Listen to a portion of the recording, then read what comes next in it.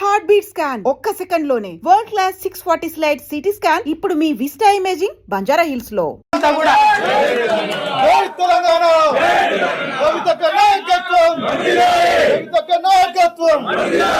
మా ఆడబిడ్డలంతా కూడా ప్రతి ఊరు నుండి కూడా తరలి రావాలని చెప్పి నేను రిక్వెస్ట్ చేస్తా ఉన్నాను.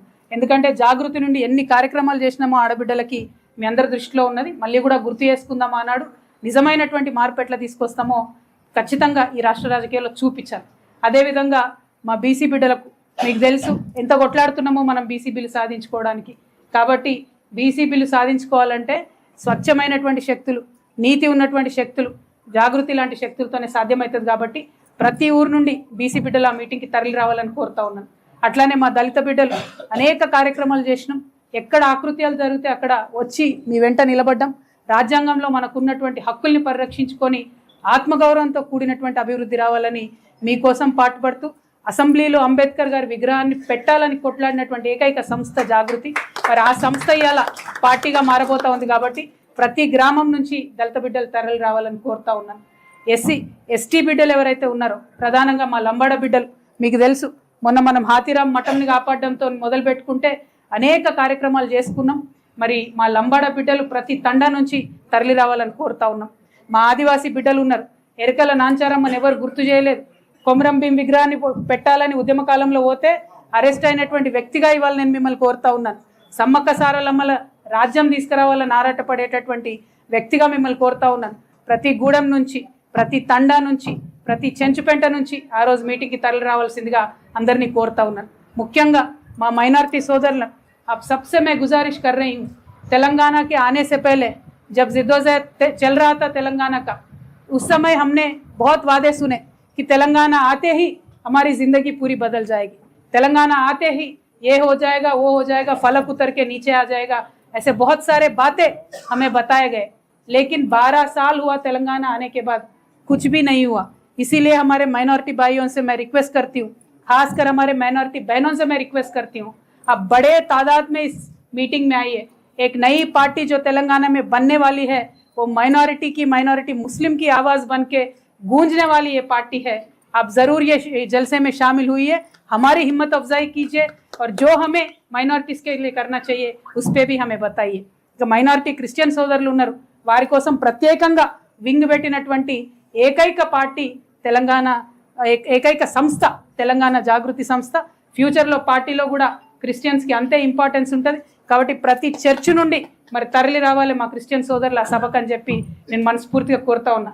సిక్ సోదరులు తక్కువ సంఖ్యలో ఉంటారు, కానీ ఏ ఆర్గనైజేషన్ కూడా వాళ్ళకి సపరేట్గా ఒక వింగ్ పెట్టరు. తెలంగాణ జాగృతి మాత్రం పెట్టింది, పనిచేస్తున్నది సిక్ సోదరుల కోసం. కాబట్టి వారిని కూడా తరలి రావాలని కోరుతా ఉన్నా. ఇవన్నీ ఒక ఎత్తు అయితే మీకు తెలుసు, నాకు శ్రామికులు అంటే ఎంత ఇష్టమో, సింగరేణి సంస్థను అభివృద్ధి చేసుకోవడానికి ఎంత తపన పడ్డానో, సింగరేణి బిడ్డలు పెద్ద ఎత్తున ప్రతి ఏరియా నుంచి ఆ సభకు తరలి రావాలని రిక్వెస్ట్ చేస్తున్నాం. అనేకమైన కార్మిక సంఘాలు, ముఖ్యంగా మా ఆశా వర్కర్లు, మా అంగన్వాడీ ఆడబిడ్డలు, మా విఓఏలు, మా ఆర్పీలు, మా ఆర్ఎంపీలు, మా పిఎంపీలు అందరితో కూడా నేను కలిసి పనిచేసిన, అందరి బావు కోసం పనిచేసిన, మా అవుట్సోర్సింగ్ మిత్రుల కోసం కూడా రేపు పనిచేయబోతా ఉన్నాం, మా కాంట్రాక్ట్ ఎంప్లాయీస్ కోసం కూడా పనిచేయబోతా ఉన్నాం.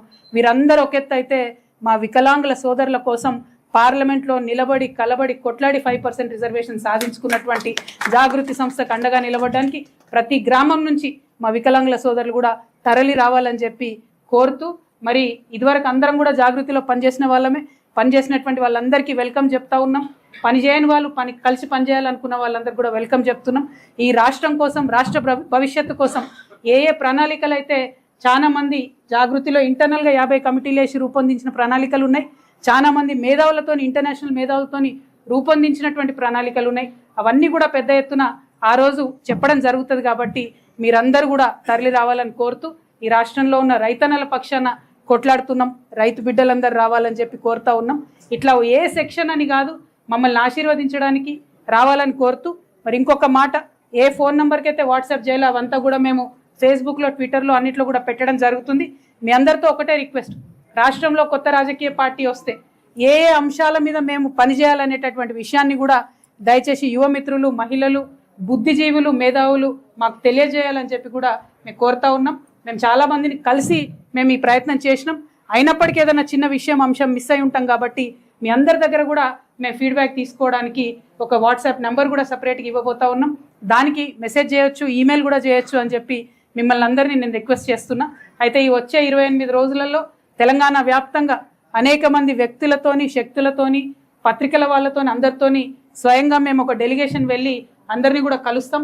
ప్రతి ఒక్కరిని తెలంగాణ రూపురేఖల్ని మార్చడం కోసం, సామాజిక తెలంగాణ సాధించడం కోసం, తెలంగాణ అభ్యున్నతి కోసం, ఆదర్శప్రాయమైన తెలంగాణ సాధన కోసం కలిసి రావాల్సిందిగా అందరినీ కూడా రిక్వెస్ట్ చేస్తాను. వీళ్ళు వాళ్ళని కాదు. సో ఈ 28 డేస్ ఇవన్నీ కూడా చేస్తూ లాస్ట్కు గంగా స్నానం చేస్తాం, వారణాసికి పోతాం, శివుడికి అభిషేకం చేస్తాం, ఆ తర్వాత వచ్చి పార్టీ ప్రకటన చేస్తాం. ఎందుకంటే మనుషులు ఎంత చేసినా కూడా ఆ దేవుడిది కూడా మనకు పర్మిషన్ ఉండాలి, ఆయన తోడు ఉండాలి. కాబట్టి ఇవాళ శ్రీరామనవమితో అనౌన్స్మెంట్తో మొదలు పెట్టుకున్నాం. శివుని అభిషేకం కాశీలో వేసుకొని ఆ తర్వాత 25వ తారీఖు నాడు పార్టీని లాంచ్ చేస్తాం. పార్టీ జెండా, పేరు, ఎజెండా అన్నీ ఆ రోజు చెప్తాం. ఈ నెల రోజులు ప్రిపరేషన్ కోసం, మా కార్యకర్తలందరూ తరలి రావడం కోసం, ప్రజల నుంచి ఫీడ్బ్యాక్ కోసం, అన్నిటికన్నా ఎక్కువ నా నిజామాబాద్ ప్రజల ఆశీర్వాదం కోసం ఈ నిజామాబాద్ నుండే మరి నేను ప్రకటన చేస్తూ ఉన్నాను. ఎందుకంటే నేను ఒక సామాన్య తెలంగాణ ఉద్యమకారులుగా ఉన్నటువంటి నన్ను పార్లమెంట్కి పంపిరు మీరు ఆశీర్వదించి పార్లమెంట్కి పంపడంతో అక్కడ కొన్ని నేను సమస్యలు రేకెత్తగలిగిన, దేశమంతా ఇవాళ అనేక మంది మిత్రుల్ని పంపించుకోగలిగిన, సంపాదించుకోగలిగిన, అవి చేయగలిగిన అంటే మాత్రం కేవలం నిజామాబాద్ ప్రజల దీవెన్నే అని చెప్పి మనస్ఫూర్తిగా తెలియజేస్తూ, మరి మీరు ఇచ్చినటువంటి రాజకీయ అవకాశాలు అన్నింటిలో కూడా నేను పనిచేయడానికి ప్రయత్నం చేసిన. మరి ఇప్పుడు ఒక రాజకీయ సంస్థనే పెట్టబోతా ఉన్నాం. ఇందూరు ప్రజలు మొత్తం యావత్ తెలంగాణకు కూడా దారిదీపంగా మారేటటువంటి ఈ సంస్థను ఆశీర్వదించాలని చెప్పి మనస్ఫూర్తిగా కోరుతూ మీ అందరి దగ్గర సెలవు తీసుకుంటున్నా. తెలంగాణ జాగృతి సంస్థ పొలిటికల్ పార్టీగా అవతరించేటటువంటి రోజు ఏప్రిల్ 25, స్థలము మునీరాబాద్, ఎగ్జిట్ 6, ORR మీద ఎగ్జిట్ 6లో మునీరాబాద్లో అద్వయ ఫంక్షన్ హాల్. దీంట్లో మా మీటింగ్ ఉంటుంది. అదేవిధంగా మరి సమయం ఉదయం 8 గంటలకే ఉంది. నేను ముహూర్తాలు బలంగా నమ్ముతా కాబట్టి పొద్దున్నే ఉంది. కాబట్టి శ్రమ అనుకోకుండా కార్యకర్తలు, ప్రజలు అందరు కూడా పెద్ద ఎత్తున తరలి రావాలని చెప్పి నేను కోరుతా ఉన్నాను. అదేవిధంగా just for the consumption of English and Urdu media, I want to request people of Telangana, please don't think politics is not our job. Definitely politics is our job, and politics is not rocket science. Even if it is rocket science, it is an imperative and important thing in our life which cannot be ignored. So we need to learn and understand the rocket science, because politics influences every sector of our life. I appeal to the youngsters of Telangana, please don't lay your hands off and stay away from politics. Get involved in politics, change politics. You have to be inside a political party or inside a political system to change the politics of the state. I am inviting the youngsters of Telangana, please join the Jagruti party. It will be launched on 25th of April, exit 6 on ORR. Munirabad is the place. Morning 8 AM is the time. Please do participate. We will change the future of Telangana. But to change that, we cannot depend on somebody else. We have to get down, feet dirty, hands dirty, build it brick by brick ourselves. So I invite people of Telangana to join hands with me. Thank you. Jai Telangana. ఆగాలి press meet అయిపోయిన ఒక్క నిమిషం.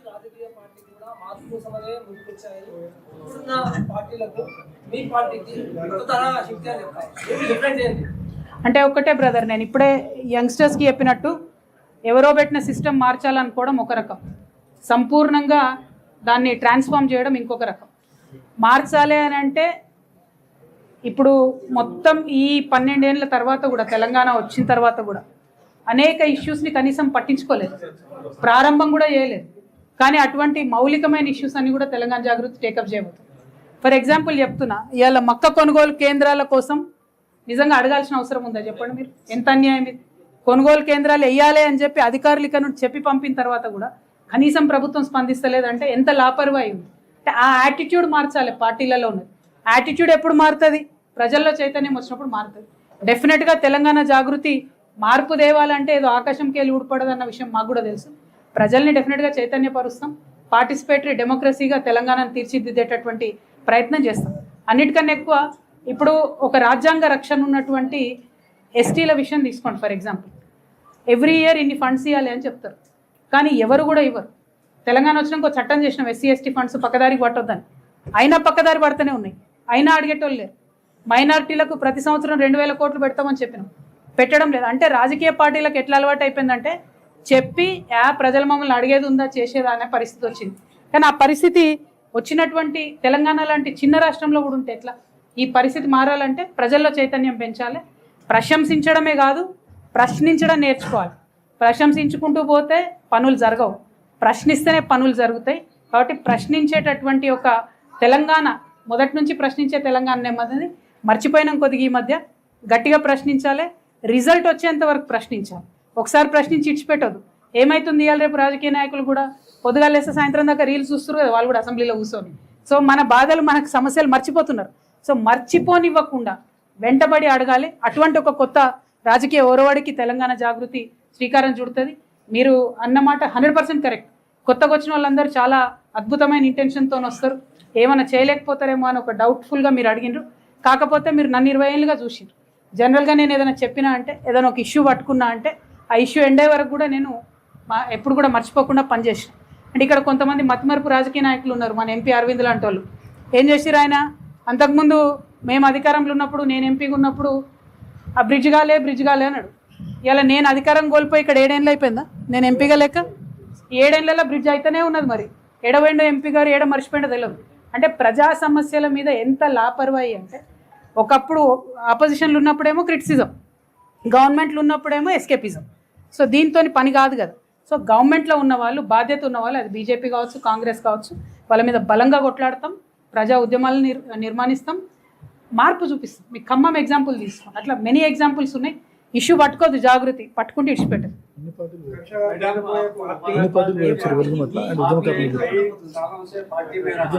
और party में रहकर गलतियों को सुधारने के बजाय नई पार्टी बनाने की वजह क्या है? बहुत से काम आपने किए। भाईजान आप कितना अच्छा सवाल पूछे। किसानों के बारे में आपने क्रेडिट प्राप्त के बारे में क्या, हमने किसानों के बारे में मेहनत की, पार्टी के गलतियों को सुधारने के बारे में नई पार्टी बनाने की वजह क्या है? जी बिल्कुल, बहुत अच्छा सवाल पूछा आपने। नया पार्टी बनाने का मकसद तो तेलंगाना के हालत को सुधारना है, वो अलग बात है। जो पार्टी में हम ऑलरेडी थे, उस पार्टी से हमें निकाल दिया गया है। हम खुद ब खुद बाहर नहीं आए, हमें उस पार्टी से निकाल दिया गया है। लेकिन हम आवाम के दरमियान रहना चाहते हैं, उनके मसाइल को समझना चाहते हैं और उनको सुलझाना भी चाहते हैं। एक कमिटमेंट के साथ, एक शिद्दत के साथ तेलंगाना के आवाम के दरमियान में रह के उनके लिए काम करना चाहते हैं। तो उसके लिए एक अच्छा ज़रिया एक मीडियम पॉलिटिकल पार्टी है। तो इसीलिए एक नया पॉलिटिकल पार्टी तेलंगाना में आ रही है। और आप देखिए जिस तरीके से हम माइनॉरिटीज़ के मसाइल को सुलझाते जाएंगे, आप खुद आके बोलेंगे कि आपने बहुत अच्छा డెసిషన్ लिया। నేను ఎవరికి బీ పార్టీగా ఉండని చెప్పిన కదా, మేము ఎవరికి బీ పార్టీగా ఉండేటోళ్ళం కాదు. ఫస్ట్ కొత్త పార్టీ ఎవరు పెట్టినా, ఏ రాష్ట్రంలో పెట్టినా, ఈ దేశంలో పెడితే దరిద్రం, భావదారిద్ర్యం ఎట్లయిపోయిందంటే నువ్వు వాళ్ళకి బీ పార్టీ వీళ్ళకి బీ పార్టీ అనుడు తప్పితే అట్లేం ఉండదు. మాది నంబర్ 1 పార్టీ అవుతుంది. మీరు చూడండి, డెఫినెట్గా నంబర్ 1 పార్టీ అవుతుంది. ఎందుకంటే మీరు ఈ టీం చూస్తారు కదా, మనంతా mix, old and young mix ఉంటుంది. అద్భుతమైనటువంటి విమెన్ ఫోర్స్ ఉంటుంది, మాకు యూత్ ఫోర్స్ ఉంటుంది. చాలా అద్భుతమైన ఉద్యమాలు చేస్తాం, ప్రభుత్వం యొక్క మెడల్ వంచుతాం. ఫ్యూచర్లో అధికారంలోకి వచ్చిన తర్వాత ప్రజల పార్టిసిపేషన్తో శ్రీరాముడు నవమి రోజు పెట్టడానికి కారణమే అది. శ్రీరాముడు పాపం గుహుని గుండెలకు అత్తుకున్నాడు, ఎంత మంచి మనసు అయినది. చిన్న ఫీడ్బ్యాక్ ఎక్కడన్నా ఎవరన్నా చెప్తే అది ఇని మార్చుకుంటాడు తనంతా. అది ఇని తన సొంత కుటుంబాన్నైనా త్యాగం చేస్తాడు, కానీ ప్రజల్ని గౌరవించినటువంటి వ్యక్తి. అందుకే ఇన్ని 100 ఏళ్ళ తర్వాత, ఇన్ని 1000 సంవత్సరాల తర్వాత కూడా ఆయనను తలుచుకుంటున్నాం మనం. సో ఆయన సిద్ధాంతాలు ఆయనను ఆదర్శంగా తీసుకొని పనిచేస్తాం. ప్రతి ఒక్కరిని, అన్ని వర్గాలని కూడా కలుపుకొని పనిచేస్తాం. Thank you. జై తెలంగాణ. మళ్ళీ ఎక్కడి నుంచి అంటావనే దాందేముంది, తెలంగాణ అంతా మనదే కదా. తెలంగాణ ప్రజలు ఎక్కడి నుంచి అడిగితే అక్కడి నుంచి కాంటెస్ట్ చేద్దాం. అయితే నేను తెలంగాణకు ఆడబిడ్డను, బిడ్డనైనా కూడా నిజామాబాద్ కోడలు కాబట్టి కోడలకి ఇంటి బాధ్యత ఎక్కువ ఉంటుంది. అందుకే ఫస్ట్ నిజామాబాద్ వాళ్ళకి, నిజామాబాద్ గడ్డగా తెలంగాణ బిడ్డలకు ఇవాళ అనౌన్స్మెంట్ చేయడం కోసమని నిజామాబాద్లో మేము ఈ అనౌన్స్మెంట్ చేస్తూ ఉన్నాం. పోటీ అనేది పార్టీ ఏర్పడిన తర్వాత కూర్చొని డెసిషన్ తీసుకుందాం. Party will decide. बीआरएस की कैडर पूरा हमारे साथ ही है, पूरा हमारे साथ ही है ऑलरेडी, कोई टेंशन नहीं है उसमें.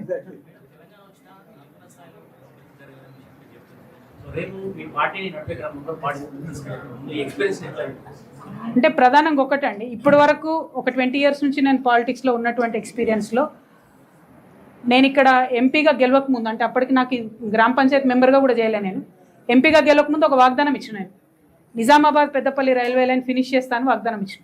అప్పటికే అది 25 సంవత్సరాల నుంచి పెండింగ్ ఉండేది. అందరు నవ్విండ్రు, 25 ఏళ్ళకి వెళ్ళి కాలేదు, పెద్ద పెద్దోళ్ళు ఎంపీ ఉన్నప్పుడు కాలేదు, నీతో అవుతుంది అన్నారు. జస్ట్ 3.5 yearsలో చేసి చూపించిన నేను. అంటే నాకు ఢిల్లీలో లాబీ చేసే సత్తా ఉంది, గల్లీలో ఒళ్ళు వంచి పనిచేసే సత్తా కూడా ఉంది. ఆ పట్టుదల ఉంది నాకు. అవసరమైతే ఢిల్లీలో లాబీ చేస్తాం, అవసరమైతే గల్లీలో పనిచేస్తాం. ఖచ్చితంగా మనం రాష్ట్రం అభివృద్ధి కోసం పనిచేస్తున్నామంటే దేశం అభివృద్ధి అనేది కూడా దాంట్లో ఆటోమేటిక్గా మిళితమై ఉంటుంది. కాబట్టి ఆ ఉన్న పాత ఎక్స్పీరియన్స్ని వాడుకుంటాం, ప్రజా సమస్యలు తీరుస్తాం. Thank you. జాతీయ నాయకులు వస్తారా అంటారు, ఎవరు రారే, మన బాధ మనం చెప్పుకోవాలి మొదలు. అంటే అట్లా కదా, ఇప్పుడు ప్రాబ్లం ఏమైందంటే టీఆర్ఎస్ తెలంగాణ ఫోకస్ వదిలేసి మేము నేషనల్ పార్టీ అవుతామన్న క్రమంలో ఇక్కడ అక్కడ అన్నట్టు కాకుండా ఫోకస్ తగ్గింది. ఇవాళ తెలంగాణలో అసలు ప్రాంతీయ పార్టీయే లేదు కదా. సో రేపటి నాడు మా జాగృతియే ప్రతి ఇంటి పార్టీ అవుతుంది, తెలంగాణ ప్రాంతీయ పార్టీ అవుతుంది. 95% ఫోకస్ మా తెలంగాణ మీద, తెలంగాణ సమస్యల మీదనే ఉంటుంది. 5% దేశంలో జరుగుతున్న అంశాలు గమనించాలి కాబట్టి నేషనల్ కమిటీ కూడా ఒకటి ఉంటుంది. ఇట్లా ఇలా గ్యాస్ షార్టేజో, పెట్రోల్ షార్టేజో, లేకపోతే ఏదన్నా వాళ్ళు తీసుకునే నిర్ణయాలు, లేకపోతే నేషనల్ లెవెల్లో ఇప్పుడు బీసీ బిల్లు సాధించుకోవాలి మనం 50%, దానికి పోయే క్రమంలో నేషనల్ ఫోకస్ ఉంటుంది. కానీ 95% ఫోకస్ తెలంగాణ గ్రామాలు, తెలంగాణ గ్రామాల్లో ఉండే యువకులు, వారి జీవితాలు, తెలంగాణ మహిళలు, తెలంగాణ బీసీలు, ఎస్సీలు, దీని మీదే ఉంటుంది ఫోకస్. బట్ తెలంగాణ సెంట్రిక్గా ప్రాంతీయ పార్టీ, తెలంగాణ ఇంటి పార్టీ రాబోతుంది. అది మీ నిజామాబాద్ బిడ్డ పెట్టబోతా ఉంది కాబట్టి ఆశీర్వదించాలని కోరుతున్నాను. తెలంగాణ ఉద్యమకారులు ఏదైతే 1969 ఉద్యమకారులు ఉన్నారో, తర్వాత మలిదశ ఉద్యమకారులు ఉన్నారో, సాయుధ రైతాంగం పోరాటంలో చేసినటువంటి ఉద్యమకారులు ఉన్నారో, వారందరి అనుభవాలను కూడా తీసుకుంటాం, వారందరినీ కూడా గౌరవించుకుంటాం. మొన్న ఈ ప్రభుత్వం ఏదైతే చెప్పిందో తెలంగాణ ఉద్యమకారుల కోసం ఒక కార్పొరేషన్ వేస్తాం, 250 గజాలు ఈ జాగా ఇస్తామని చెప్పిందో, మొదలు మేమిప్పుడు దాని మీద పోరాటం చేస్తాం. నేను అధికారంలోకి వచ్చే లోపలనే ఉద్యమకారుల సమస్యలు పరిష్కరించగలుగుతా అనే సంపూర్ణ విశ్వాసం నాకున్నది. ఒకవేళ ఇంకా ఏమైనా మిగిలిపోతే కూడా ప్రభుత్వంలోకి వచ్చినాక వారి కోసం పనిచేస్తాం. అన్నిటికన్నా ఎక్కువ వారి ఎక్స్పీరియన్స్ని వాడుకుంటాం. వారికి తెలంగాణ పట్ల ఉన్నటువంటి కమిట్మెంట్ని ఖచ్చితంగా రాష్ట్ర అభివృద్ధి కోసం వాడుకుంటాం.